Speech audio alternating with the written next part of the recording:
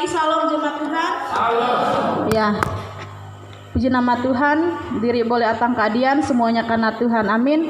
Saya rindu dan percaya bahwa tiap jemaat Tuhan yang hadir pada pagi hari ini pulang nanti membawa berkat damai sejahtera daripada firman Tuhan, amin. Ya, jadi langsung saja, saya juga beberapa hari ini anak nyaman kesehatan gak terganggu karena sebelah kebaknya dah hampir 3 hari 4 hari matagarannya keadaan sakit ngilu. Jadi kalau ada getaran sedikit, napas pun susah, tidur pun susah, bergerak sedikit susah jemaat Tuhannya. Jadi saya hanya percaya bahwa Yesus akan menyembuhkan, amin ya. Ya, mari diri buka firman Tuhan.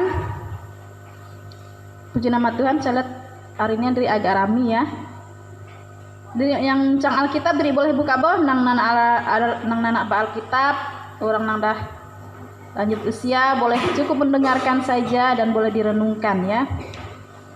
Kita buka dalam perjanjian lama, Amsal pasal 19 ayat yang ke-1, ayatnya yang ke-5, ayat yang ke-9, dan terakhir ayatnya yang ke-22. Ya, diri lompat-lompat saja seperti kodok melompat ya, karena fokus utamanya ya. Jadi saya akan memberikan tema untuk diri semua, setia.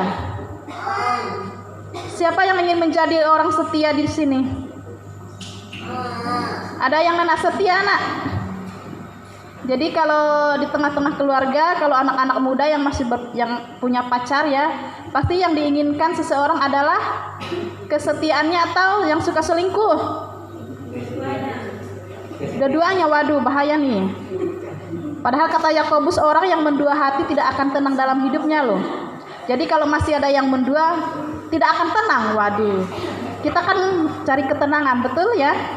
Jadi kalau yang muda-muda pasti, oh aku mau cowok yang setia, oh aku mau cewek yang setia. Kok udah mendua sedikit sakit hatinya ya, betul nggak? Kayak gini udah berkeluarga, oh aku ingin cari istri yang setia, aku ingin cari suami yang setia. Setia bukan berarti setiap tikungan ada ya. Kalau ada tikungan sedikit singgah, nah itu setianya lain ya. Setiap tikungan ada tikungan singgah lagi, ada tikungan lagi singgah. Nah, bukan engkon artinya, tapi kesetiaan orang di sini saya akan membahas kesetiaan orang Kristen. Seperti apa sih kesetiaan orang Kristen yang Yesus mau dalam hidup kita pada saat ini? Mari kita akan lihat di sini ya. Saya akan bacakan untuk jemaat Tuhan. Jemaat Tuhan cukup menyimak saja karena saya akan lompat-lompat sedikit ya. Amsal pasal 19 ayatnya yang pertama dulu ya, habis itu nanti ayat yang ke-5, habis itu ayat 9, terakhir ayat 22. Saya akan bacakan. Lebih baik seorang miskin yang bersih kelakuannya daripada seorang yang serong bibirnya lagi bebal ya. Udah serong bibirnya bebal lagi ya. Ayat yang ke-5. Saksi dusta tidak akan luput dari hukuman. Orang yang menyembur-nyemburkan kebohongan tidak akan terhindar ya. Di sini lagi ayat yang ke-9. Saksi dusta tidak akan luput dari hukuman. Orang yang menyembur-nyemburkan kebohongan akan binasa. Ya. Terakhir ayatnya yang ke-22. Sifat yang diinginkan pada seseorang ialah kesetiaannya. Sekali lagi saya ulangi, sifat yang diinginkan pada seseorang ialah kesetiaannya. Boleh digaris bawahi di situ ya, karena di sini ayat kuncinya ya yang saya akan berikan untuk jemaat Tuhan. Lebih baik orang miskin daripada seorang pembohong ya. Jadi ya Amsal ini kenapa saya lompat-lompat, karena saya cari ayat yang agak nyambung ya, karena ayat-ayat di Amsal ini beda-beda ya, tidak seperti dalam perjanjian baru juga ya. Amsal ini khususnya kitab Amsal. Jadi satu ayat itu kadang beda ya. Jadi saya lompat-lompat cari yang fokusnya saja. Jadi setia, bukan berarti setiap tikungan ada. Nah, jemaat Tuhan yang terkasih dalam nama Tuhan, setia apa sih artinya setia? Coba saya ingin dengar menurut yang muda-muda deh, ya, setia itu seperti apa sih? Kak Mala, setia itu seperti apa sih? Menurut Kak Mala, orang yang setia itu orang yang setia itu fokus pada satu tujuan. Jadi dia nggak belok kiri, nggak belok kanan ya, lurus. Maksudnya seperti itu ya. Ya, fokus pada tujuan. Yang tua deh. Saya pingin dengar yang tua aja. Aheb tuha patuha setia. Seko aja nyahut. Saya ingin. Semua udah makan kan? Atau keparan ya. Silakan. Patuha deh patuha. Aheb setia patuha.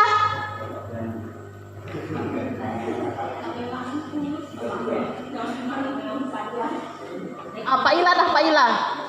Pak Ila. Diri santai tapi pasti ya. Ti.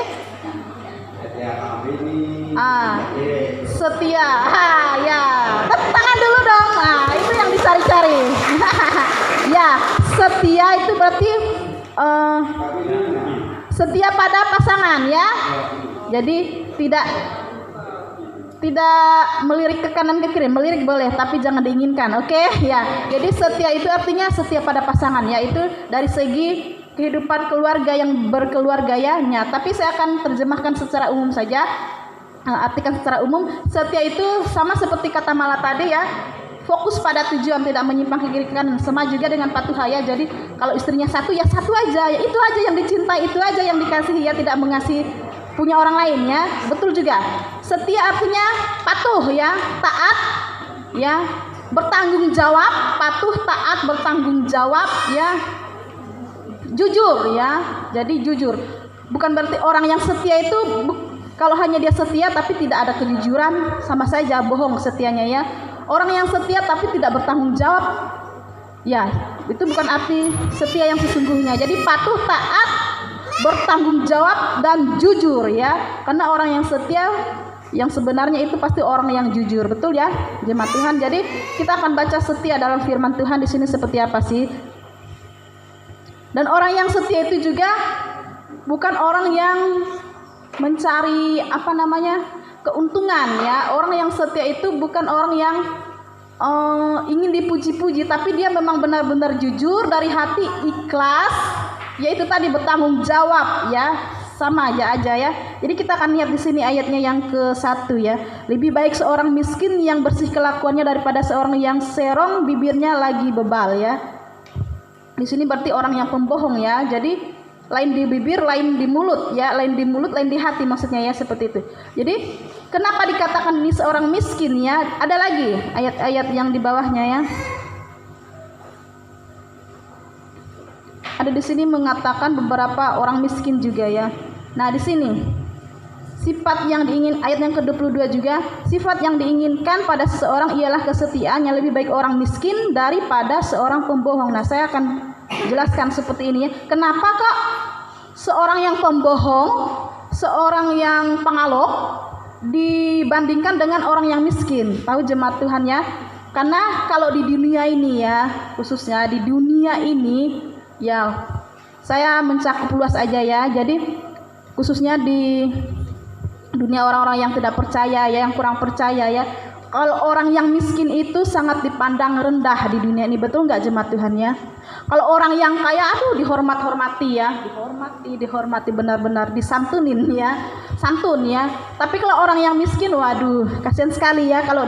Karena kami juga merasakan, kami juga orang yang di bawah standar ekonominya ya, keluarga kami pernah dihina orang ya, sering malah ya dihina orang. Aduh orang miskin, oh nak bakahean, oh tapi kalau bantuan kita kaya loh, daripada kaya kita nak bantuan karena kita kaya kata. Tapi kalau di sehari-hari, oh nak bakahean, oh dan anaknya bakarajani, kakek-kakek juga nak bakahean, oh dan anakku kuliah makanya kami badit.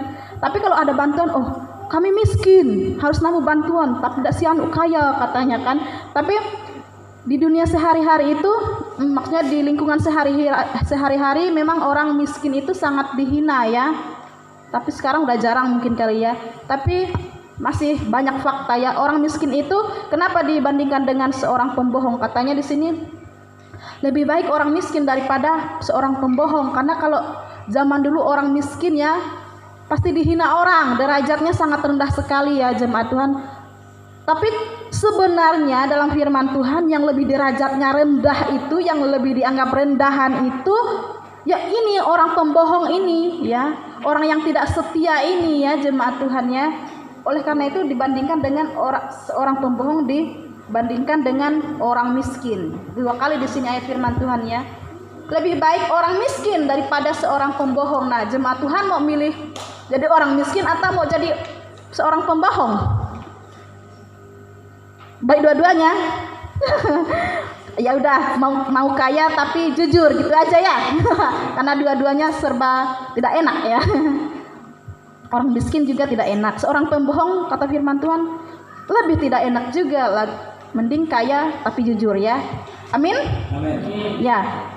Saksi dusta tidak akan luput dari hukuman. Orang yang menyebarkan kebohongan akan binasa ya. Jadi kita harus menjadi orang yang jujur, setia. Nah, yang saya mau bahas di sini adalah kenapa orang Kristen dituntut menjadi orang yang jujur di hadapan Tuhan. Ada beberapa alasan ya. Karena pujian kita mengatakan setia, setialah setia sampai mati seperti Tuhan Yesus setia sampai mati ya. Itu yang diinginkan Yesus, bukan hanya Salomo ya menginginkan kita untuk setia, tapi Yesus juga mengakhiri hidupnya dengan setia. Dia setia tinggal di dunia yang menderita ya, dia menderita, disiksa, dicambuk ya, diludahi, dihina, semuanya dialami. Itu karena Yesus ingin membuktikan bahwa dia setia mengasihi diri. Amin. Yesus terlebih dahulu sudah setia kepada kita. Kenapa kita tidak setia kepada Tuhan ya? Tidak ada waktu kita tidak beribadah kepada Tuhan ya. Kenapa kita harus setia kepada Tuhan? Karena Yesus sudah terlebih dahulu setia menemani hidup kita ya. Amin. Ya. Orang Kristen dikatakan setia jika yang pertama dia patuh kepada perintah firman Tuhan. Amin. Jadi walaupun kita ibadah tiap hari dikatakan oh setia si anu rajin sembahyang ya. Tapi kalau di dalamnya tidak ada patuh ya jemaat Tuhan, setia kita sama dengan setia yang nikung-nikung tadi. Setiap tikungan ada tikungan singgah, ada tikungan singgah. Berarti setianya bukan setia yang sebenarnya yang Tuhan mau ya. Tapi setia yang Tuhan mau adalah kita patuh kepada perintah Tuhan. Bagaimana caranya kita patuh kepada perintah firman Tuhan? Ya dengan melakukannya. Kita merenungkan firman Tuhan siang dan malam ya. Kita taat kepada Tuhan ya. Bukan hanya perkataan manusia kita patuhi, bukan hanya kata presiden diri patuhi ya. Bukan hanya ketika ada anjuran dari pemerintah untuk kita menjaga jarak ya, untuk mencuci tangan ya, harus menjaga kebersihan, itu juga kita patuhi. Tapi kita terlebih harus mematuhi apa yang menjadi perintah Tuhan, yaitu kebenaran firman Tuhan. Amin. Ya dengan cara kita mengasihi Tuhan dengan full artinya penuh.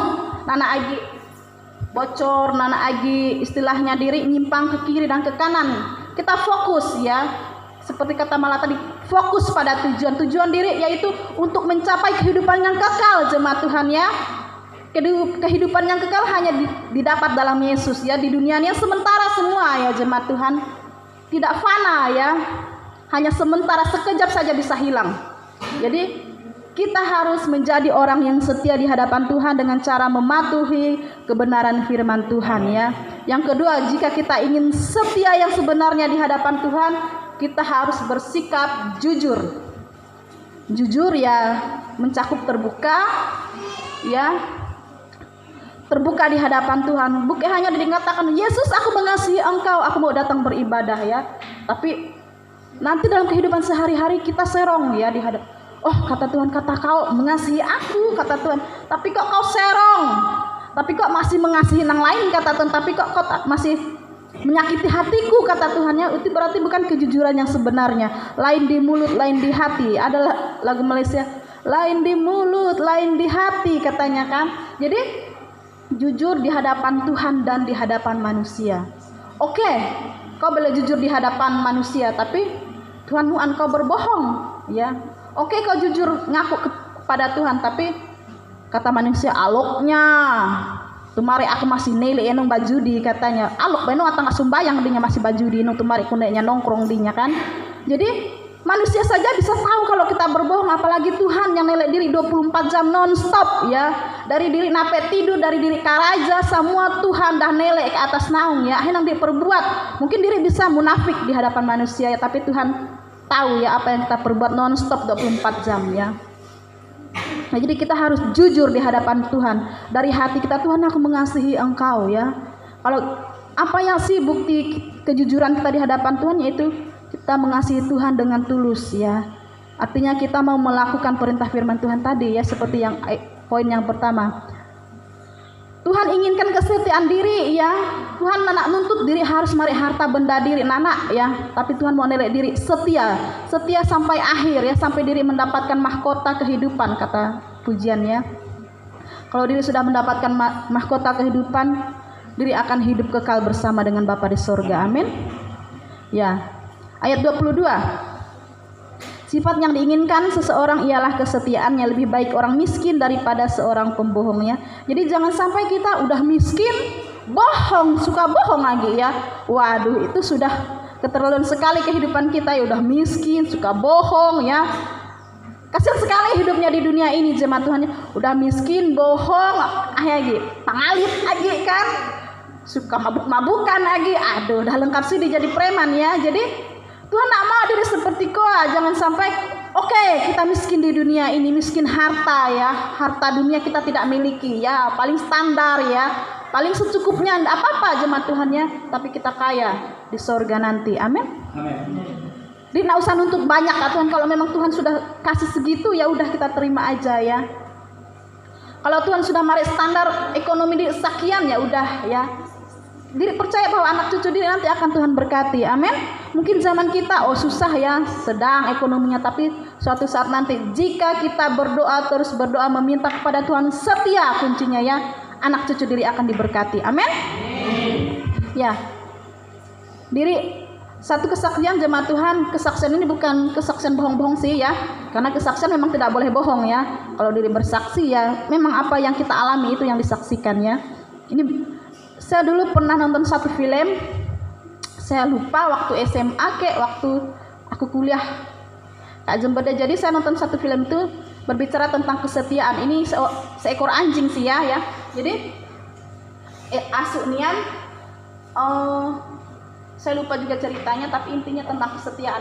Asunian hilang ya. Jadi dia berkisah dengan, mungkin yang pernah nonton tahu kali ya, karena filmnya terkenal karena kisah nyata ya, ke luar negeri kalau nggak salah Cina ke Korea ya. Jadi seekor anjingnya hilang jemaat Tuhannya. Ketika dia hilang, yang ngagoi anehnya pemiliknya, yang ngagoi, bagagio kami nangana, seekor anjingnya melalang buana kami nangana, yang terus kami nangana makan makanan ke tempat sampah, yang kedinginan waktu hujan, waktu hangat ya kehangatan ya. Jadi suatu hari ada seorang laki-laki menemukan anjing nian. Anjing asuk sain nian wah kok. Nah ada pemiliknya. Jadi ya naap lah asuk nian yang ngurus kan. Setelah yang ngurus ya mari pengumuman kan yang nempel. Jadi ada anjing hilang ya moto kan. Nah ada orang neleknya kan. Jadi tetap yang ngurus lah anjingnya kan. Yang ngurus asuk nian lagi. Ya aneh aja kan ya, baru informasi anjing hilang, mohon dihubungi kalau ada yang mencari anjingnya hilang kan. Jadi beberapa waktu akhirnya ada nang ngampuk asuhnya ya, yang hidupi lah asuhnya kan, yang hidupi ya mari makan, yang ngelatih, yang ngerawat, karena anjing ini dah tidak terawat ya, sudah lama tinggal di luar ya, di luar rumah, jadi tinggal di jalanan karena empuknya nang hilang tadi kan ninggalannya kan. Jadi ya rawat, ya kasihi dengan sepenuh hati, ya pani, ya rawat. Maklumlah orang Kak Kota kan, jadi ya rawat lah hasilnya. Yang ngelatih kan. Jadi suatu saat anjingnya lama-lama saya pintar ya. Jadi dia tahu salam, dia tahu cara melakukan apa yang diperintahkan oleh tuannya. Jadi suatu hari tuannya, emang bukan suatu hari, tuannya ini setiap hari karaja ya, karaja ke kantor. Jadi kalau karaja ke kantor ya naik kereta ya. Jadi aslinya pasti kan kalau dah tuannya nyan pulang ya tunggui kan. Jadi kayak misalnya ke kereta, jadi ke stasiun dah ya jemput tuannya. Jadi pokon tiap hari ya jemput tuannya pun repo kan. Jadi pokon tiap hari dan berbulan-bulan dilakukan setiap hari. Anjingnya sangat setia sekali ya. Jadi kalau disuruh belanja ya anjingnya tahu belanja, karena orang toko danuan bah onin asuk sianu. Jadi ya danuan belanjaan yang harus dibarean ya. Jadi dia kasihkan uangnya, salam tahu ya. Jadi sangat setia sekali kepada tuannya ya. Suatu hari tuannya nyampe ke raja dan tiba-tiba ke tengah-tengah kereta, kalau nggak salah dia tiba-tiba sesak nafas, sakit jantung, tiba-tiba pingsan ke kereta ya. Pingsan ke kereta, orang cang ke rumah sakit. Jadi dah sore hari, asuhnya pun atang lagi ke stasiun kan, yang ago ituannya loh. Ada auto singgah kan, ke kereta singgah loh.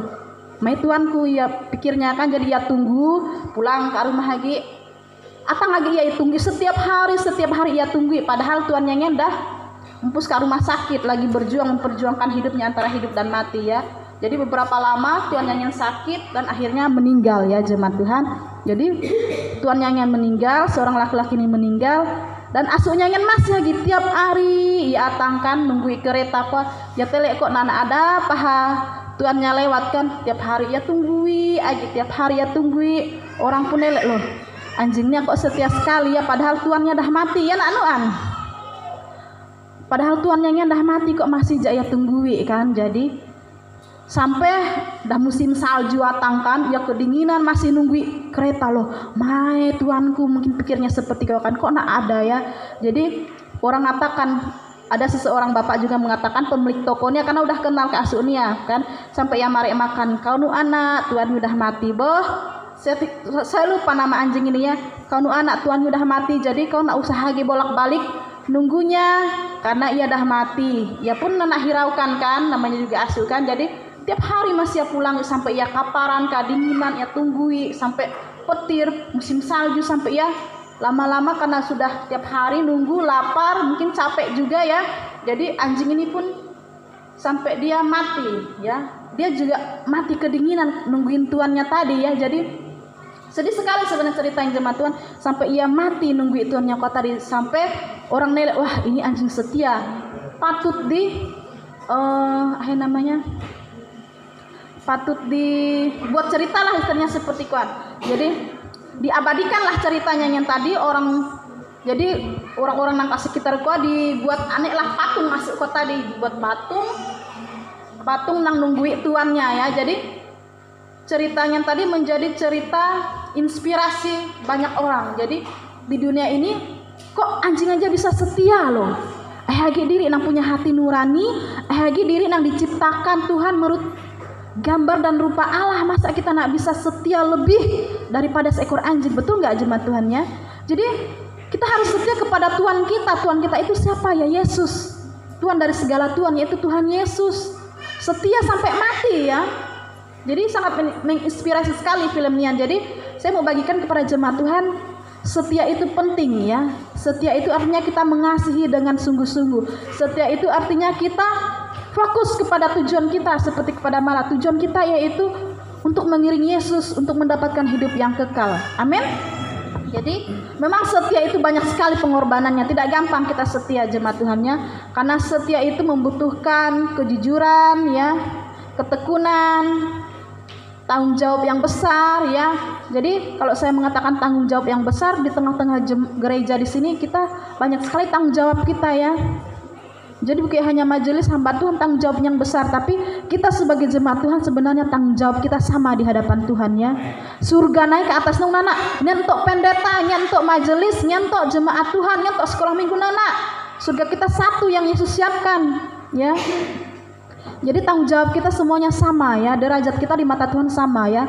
Nah ada istilahnya, oh nian surga untuk pendeta, oh tampaknya nak edo lebih edo, nian untuk jemaat Tuhan. Oh tampaknya nak abah nak ada, surganya tetap satu yang kita tempati ya, yaitu kita akan mendapatkan mahkota kehidupan di hadapan Tuhan. Amin. Kalau kita setia, yang pertama tadi kita harus apa tadi?